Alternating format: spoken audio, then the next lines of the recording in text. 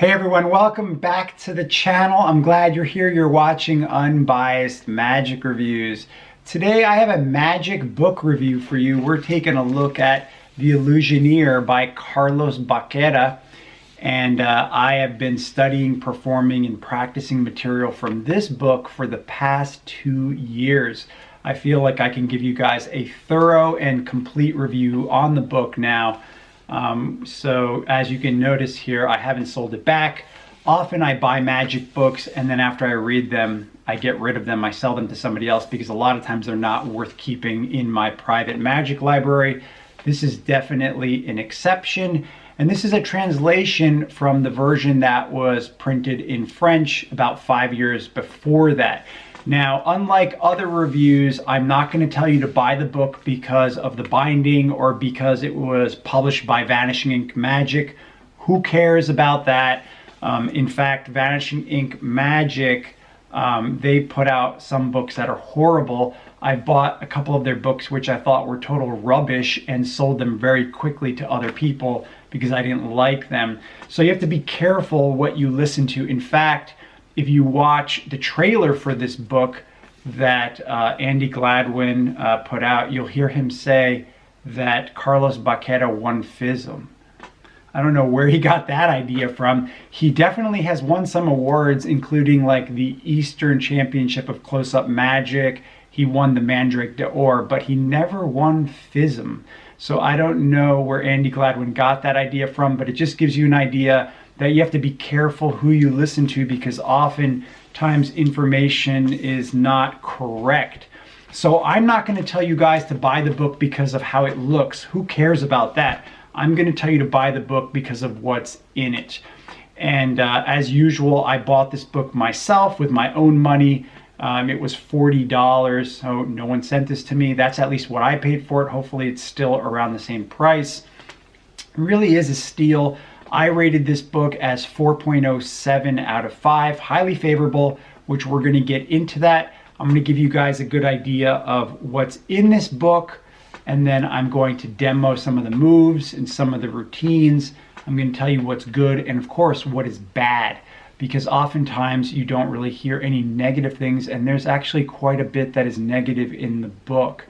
That being said, I still think that there's so much in the book that you could literally build up an entire repertoire on what is just in the book alone. So Carlos Vaquera, he's a Belgian magician, but he was actually born in Spain, and he speaks various languages. His magic is very finessed, very elegant, and it reminds me of magic from, for instance, like Jean-Pierre Vagerino, or even Arnaud Chevrier. Those French magicians really have had a big influence on him, as well as classic masters like Larry Jennings and Ascanio and many others, which you will get into as you read the book because he mentions them in there. And so this book consists of over 300 pages. You're going to get 32 card tricks, 6 coin tricks, 6 moves, which no one really touches on, but I'm going to tell you about them, and 8 essays. So I'm going to go through those. I'm going to just try to point out some highlights, good and bad, and then I'm going to get into my rating as well. So some basic questions you probably have about the book is how difficult is the material that's in it? Well, overall, I would say that it's intermediate level. I would say more like intermediate advanced. So it's definitely not for the beginner. You have to know your way around a deck of cards, and you have to have some basic idea of sleights with coins to be able to perform some of this material. Of course, I'm telling you guys that anyone can learn this stuff because I think I've mastered the most difficult stuff in the book. It's just going to take time to learn it, and we're going to get more into that shortly. All of the material in the book uses just cards and coins. There's no gimmicks, there's no gaffes, and most of the stuff in the book is impromptu in nature. A lot of the routines feel like almost like jazz routines. It almost feels like Carlos Vaquera took 2 plots and put them together to make more of an extended routine. A lot of his magic is like that. So if you're a fan of that, you're probably going to find quite a bit in here that you're going to like. In terms of the different plots in magic, you're going to find, for instance, sandwich effects. There's various triumph effects. There's collector's effects. There's assemblies. The general card. There's an all backs effect. There's card to pocket. There's transpositions. So there's really a little bit of really everything in here. There's oil and water. In terms of the coins effects, there's some coins across, there's coins through table, there's a matrix effect. So there's a little bit of everything in this book. We're going to get into some of the specifics now. So if we start with just the essays, we're going to start on that. I'd say that about half of the essays are really valuable. I particularly liked the essay that he wrote on naturalness and how to be natural and how to make a move invisible.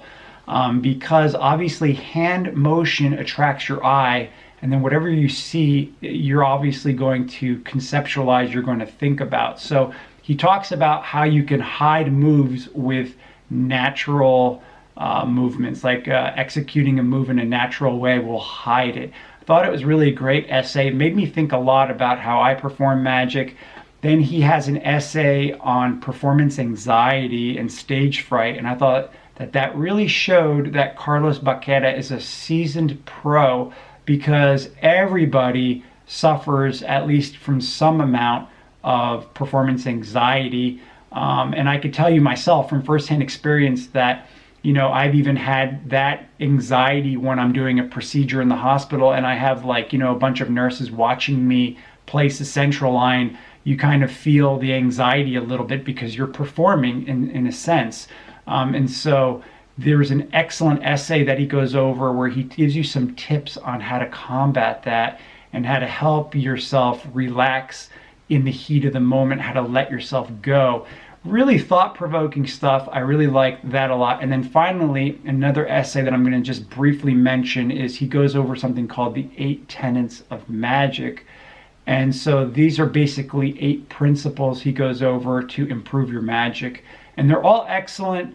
Definitely made me think a lot about how I perform magic. And so those essays are really gold and really something you should pay attention to and read carefully.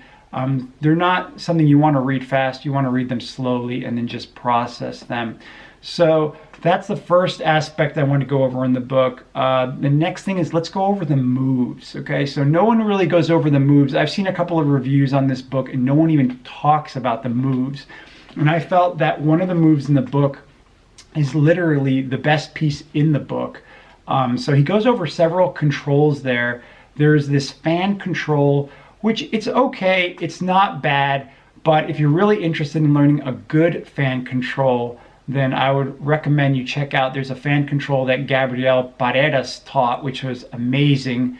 And there's also a really good fan control, which was published in Card Finesse by John Rockerbomber. And that fan control was called, geez, it escapes me now. I'll write the name of it down here, but it's a really good fan control. I would recommend those. I didn't think that his fan control was really great, but it was okay. In terms of my favorite controls here were the side steals that he goes over. So the first side steal we're going to talk about is his side steal, which was the Carlos Vaquera side steal. It's a very knacky move, and it's probably the most difficult piece in the book to learn. It took me a long time to learn really well, because as you practice it, when you extract the card, you're going to hear a click, and it takes a long time before you really learn how to control that so you don't hear that, because you're trying to do a couple of things at the same time, and because of that, you hear that click as you extract the card.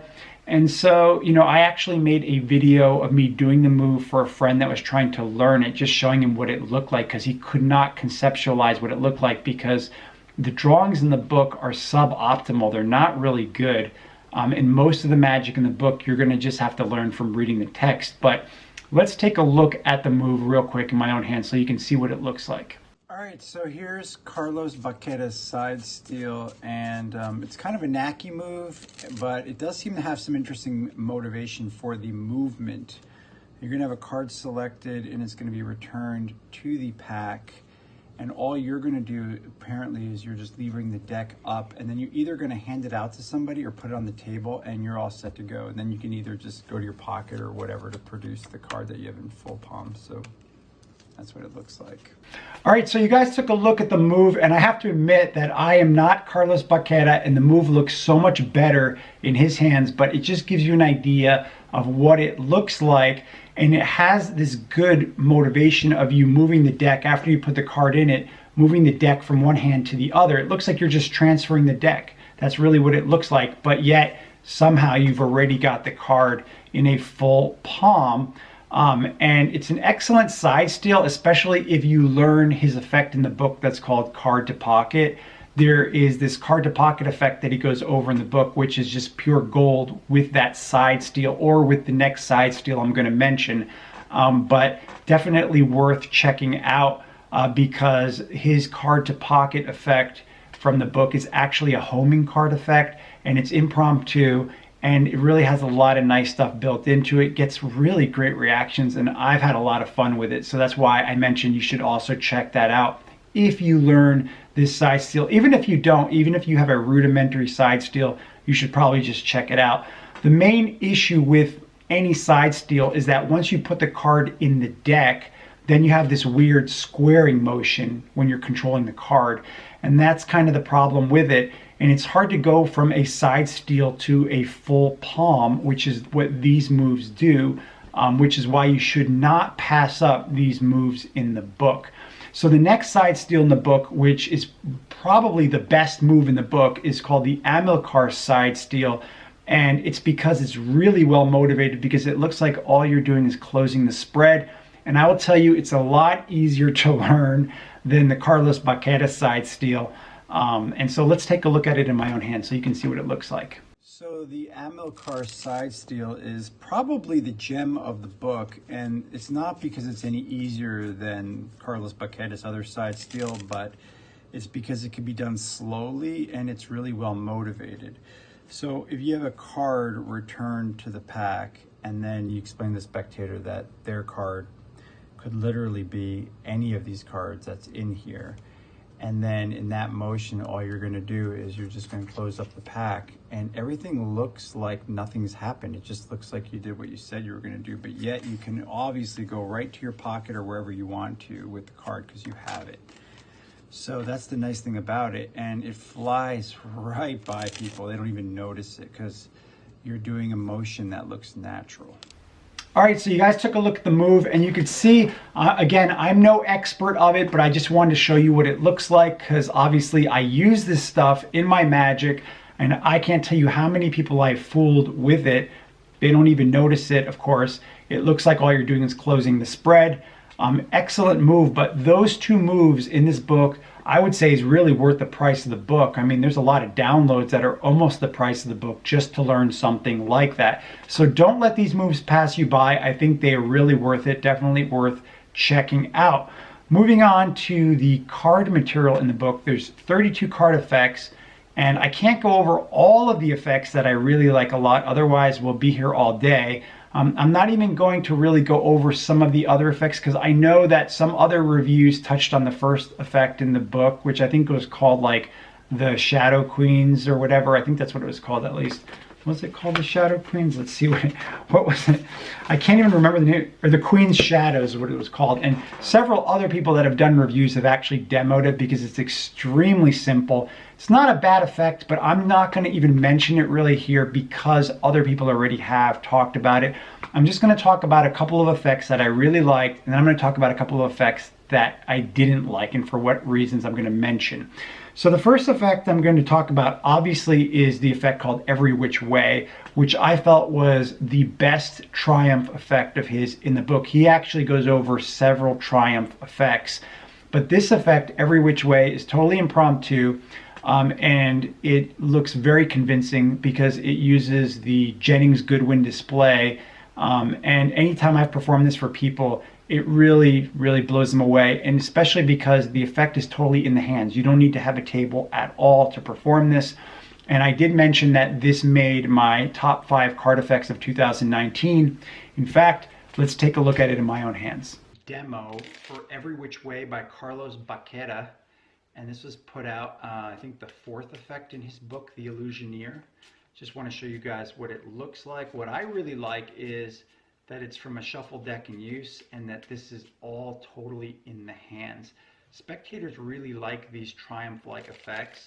So card is selected. This will be our card for argument's sake. Okay, the card is returned to the center of the pack. You show that to your spectators. You push it in and immediately fan the cards, showing the lost condition of the card. Doesn't that sound like a card trick to you?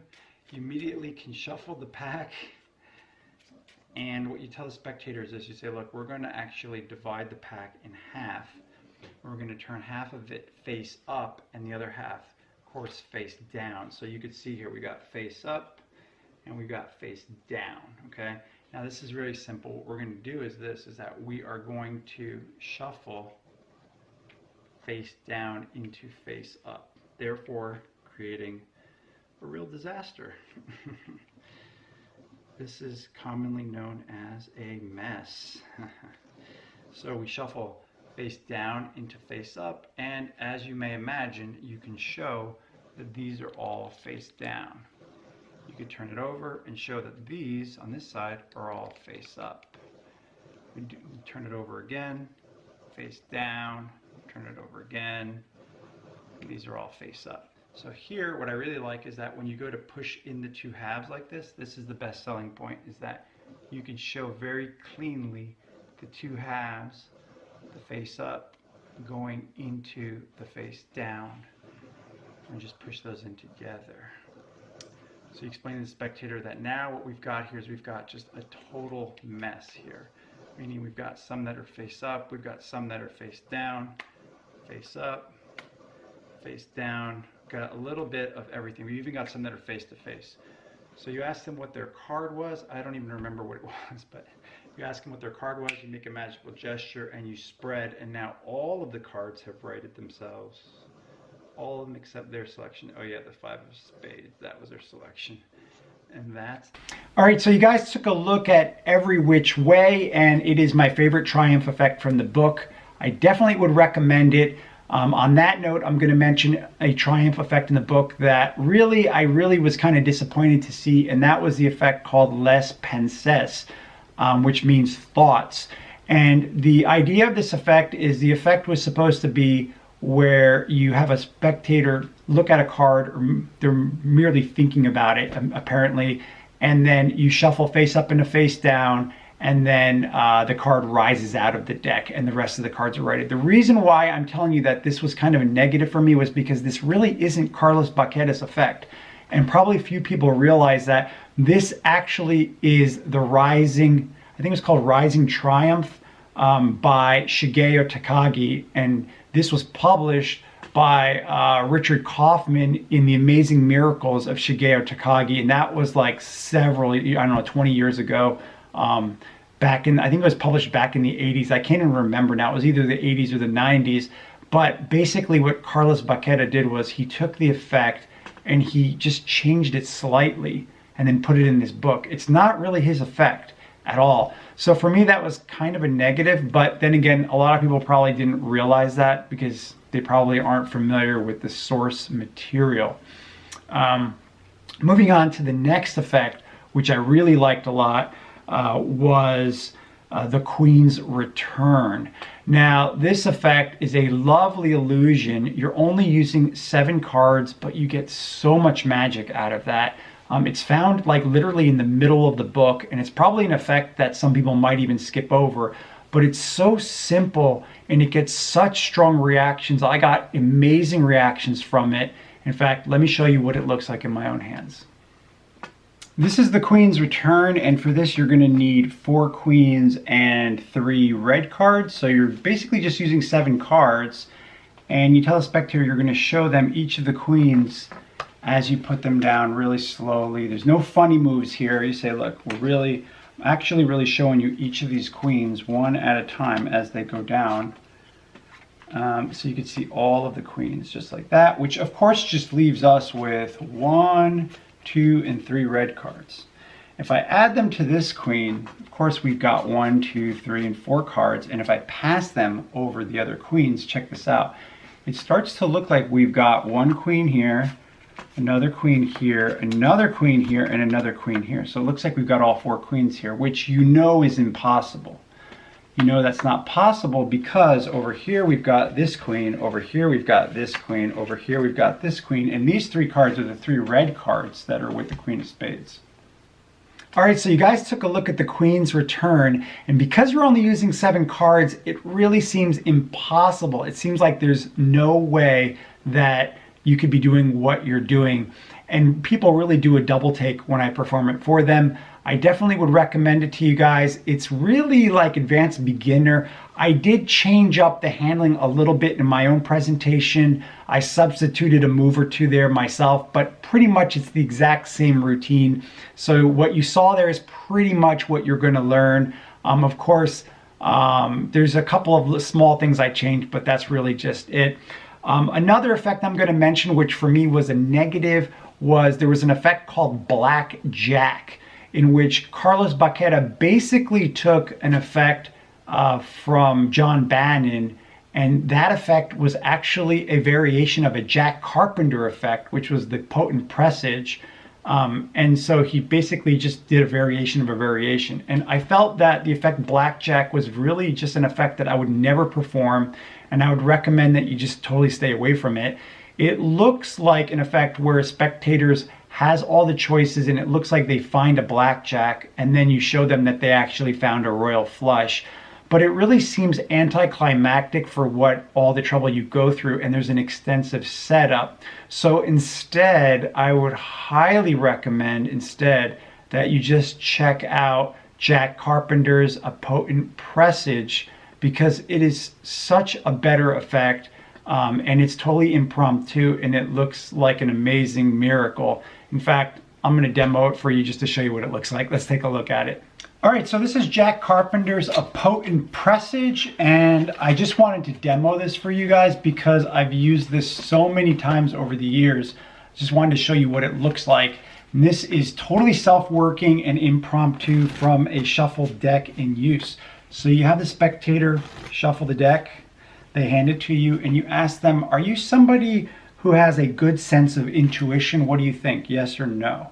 And whatever they say, you say, okay, here's the thing, is that I'm going to put out a couple of cards here that I think may be of some interest to us here in a moment. I think so. Here we go. So here's 3 cards that I put out. They're kind of like predictions of sort. Here's what I want you to do. I want you to cut the deck and then cut it again. So they're going to cut the deck and then cut it again. And you tell them, here's what I want you to do. I want you to take each of these piles, deal down as many cards as you want, and then put your card face up and then put the rest on top. So that's what they do. They go through here, they deal down, they put the card face up, and they're going to do this with each pile, like this, and like this. And then you have them square everything up and collect the piles. You can spread this out and show them that they decided where each of these cards was going to end up. That, you know, you ask them, do you feel like I influenced you? And as you're telling them that, you separate this out just like this. And you say to them, you know, here's the weird part, is that, check this out. You managed to find the black 6. That was pretty good. You also managed to find the mate to that one. That's pretty good. And over here, look at this. You found the mate to that one. Not bad at all. I would say you have a pretty good sense of intuition. But what you may not have realized was that that was just a warm-up, because the real test was that I left underneath this box a king, and that was there to subtly influence you. You didn't even realize it. Check this out. You actually also found the other 3 kings. And that's it. Totally self-working. Gets amazing reactions. Again, it's one of those effects that I keep going back to over the years, and you can find that in Jack Carpenter's Expert Portfolio number 1. Definitely worth buying from Jack Carpenter. You should check that out if you don't already have it. All right, moving along to the next effect in the book that I wanted to mention that I really liked a lot was an effect called Le Rouge et le Noir, or something like that. It's like reds and blacks. And this was his take on oil and water. So he actually has two different versions of oil and water in the book. And this is the version which is like his go-to version. It has lots of really subtle convincers in there. And it looks impossible. What I really like about it is that this is a type of oil and water routine that's totally impromptu. You could take a deck and go right into it, right under the nose of the spectator. I perform this for people literally 2 feet away from me. They're like looking at this inches away and they're totally flabbergasted because they can't figure out how I'm doing what I'm doing. And it looks like each phase is just more impossible than the phase before it. It's a 4-phase oil and water routine. Let's take a look at it. This is Le Rouge et le Noir, or reds and blacks in French, I guess. You're going to start out with 4 red cards and 4 black cards. In the usual oil and water fashion, you explain that you're going to alternate them, and we're going to start out with a red card. So you're going to put a red card down and then a black card, a red card, a black card, a red card, a black card, a red card, and finally the black card. So essentially we've got black, red, black, red. We got black, red, black, red. We square them up. Just wait for a moment. Let them separate themselves out. And now over here, we should have just black, black, black, and black.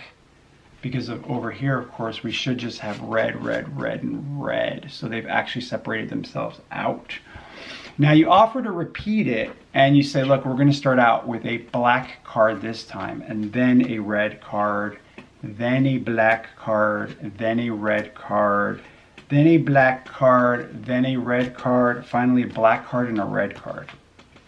Like before, we're going to deal those out. Red, black, red, black, red, black, red, black. Square them up. Just wait a moment. Let them separate themselves out. And now we should have over here red, red, red, and red, because over here we should just have 4 black cards. Yep, that's it. Now, if they're not totally amazed at this point, you can offer to repeat it again, but even be more fair this time than the time before that, if you can be. You say, watch, I'm going to take each of these red cards and I'm going to interlace them very slowly in between the black cards, and you show them how you can interlace them very slowly between them, just like that. You close up and you say, remember, we've got black, red, black, red, black, red, black, red. Just like before, it only takes a moment for them to separate themselves out.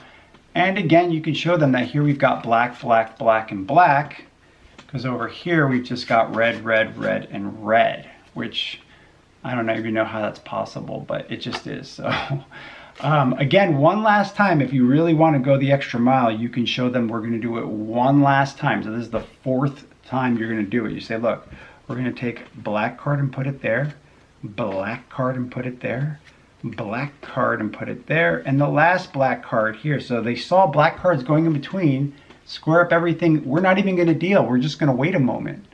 Notice that they're already starting to separate themselves out. Watch, we've got red, red, red, and red, and black, black, black, and black. And that is that. All right, so you guys took a look at the oil and water routine, and I can't tell you how many times that I've used that in the last 2 years. Really got a lot of mileage out of it. It's a lot of fun. Moving along to the next effect that I would recommend that you stay away from that I really didn't like was his invisible palm effect, which actually called it traveling aces. And so this was his version of Larry Jennings' invisible palm effect. Unfortunately, I didn't think it was really clean because he actually does palm some cards. And so the invisible palm plot is a plot where you have to be able to show your hands cleanly throughout the whole routine. Otherwise you lose the magic of it, because essentially the plot is that you're palming cards. So if you're actually really palming cards, then it's not going to look good. And I would argue that the best version of the invisible palm is a version by Arnaud Chevrier, which he has posted on YouTube. And you could very easily reverse engineer it because there's a nice economy of motion in Chevrier's version.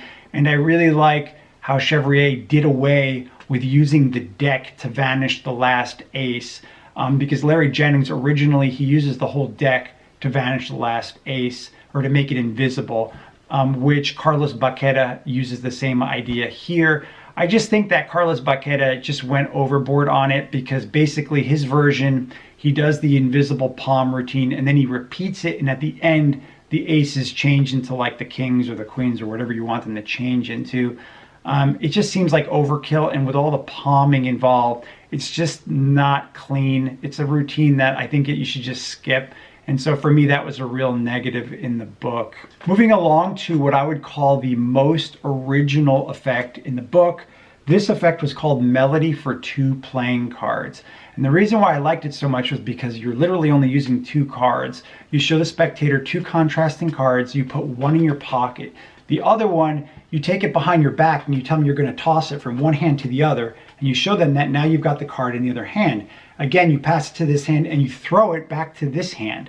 What's amazing now is that you take the card and you turn it over, and it's actually the card that you put in your pocket, and you reach in your pocket and you take out the other card. So it's a transposition.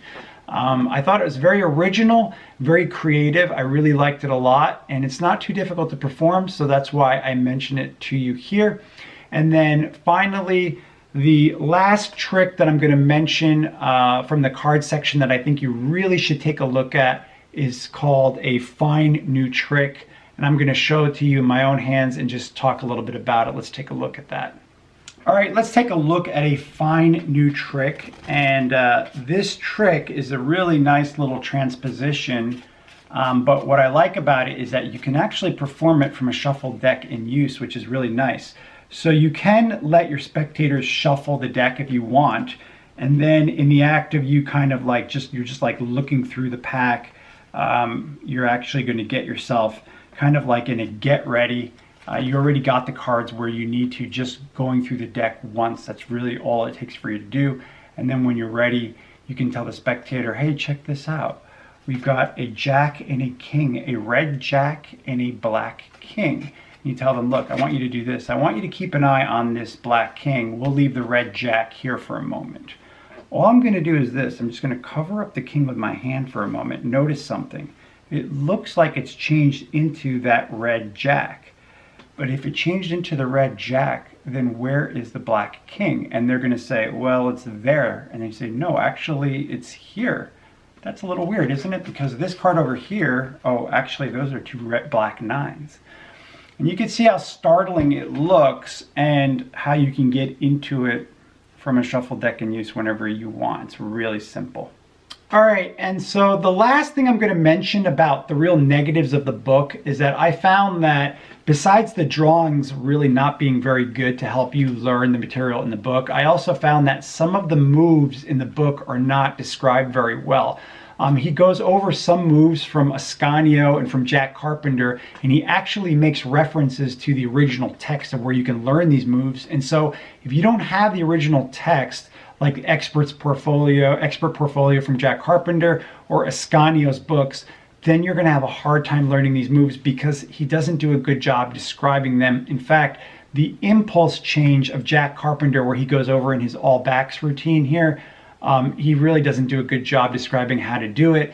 And as you can see here, I can perform the move myself, which is how I know how to do it. And I can tell you that the description is not very good. You're not going to learn how to do the impulse change if you try to learn it from Carlos Vaquera's book. You're really going to have to go to Jack Carpenter's material if you really want to learn how to do that move the right way. So for me, that was like another negative, because you're going to have the original source material if you want to learn those moves to do those routines.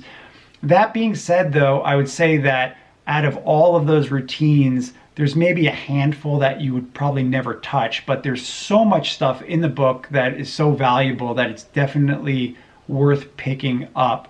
In terms of the coin magic section, I have my own favorite variations of those plots. I did go through them and I did read them, and I thought that the Matrix routine was really interesting, but it really is an effect by Jean-Pierre Vagerino. It's not even really his effect. but definitely something you may want to take a look at if you're into coin magic. So I'm going to go over my rating of this, just a quick breakdown, and then just give you guys some final thoughts. All right, so let's go over my rating of the book. I rated this as 4.08 out of 5.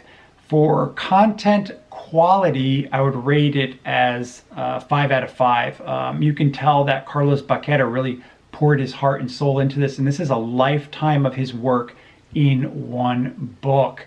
In terms of pattern and theory, I would rate it as 4 out of 5. I thought the essays were excellent. The pattern that goes with each of these routines is really good as well. And keep in mind that this is a translation because the original version was in French. So there even may be some stuff that's lost in the translation. In terms of the quantity of tricks, I would rate it as 5 out of 5 because you're getting like over 40 pieces of magic here. So definitely lots of stuff in here, more than you would find in lots of other magic books around the same price. For the readability, I would rate that the lowest at 2 out of 5, and that's because I felt that some of the moves weren't described as well as they could have been, and I also felt that the pictures were not really that good overall. They didn't really help that much. So I would rate the readability as 2 out of 5. In terms of practicality, I would rate this as 4.5 out of 5 because it doesn't use any gimmicks or gaffes. So all this material is very practical. You just have to have a minimum of props to perform this stuff. And finally, the price of the book, I would rate it as 4 out of 5. I think it's a steal at $40. And as you can see, I haven't sold it back myself to anyone else. I've kept it. I would definitely recommend the book to you. My final rating of this is 4.08 out of 5. Highly favorable. Definitely something you should pick up, especially if you're interested in magic with cards and coins, especially the cards more than anything else. I hope that this review has opened your eyes to a little bit about what's in the book. I tried to give you guys a more comprehensive look. Of course, I can't go over all of the material that I really enjoyed out of the book because we'd be here all day, but I wanted to at least pique your interest with some of the pieces that I've used extensively over the past 2 years because I've gotten a lot out of it myself, and I think that you will too. As usual, if you have any questions or comments, please leave them for me below. Thanks so much, guys, for tuning into my magic reviews, and I'll see you on the next one.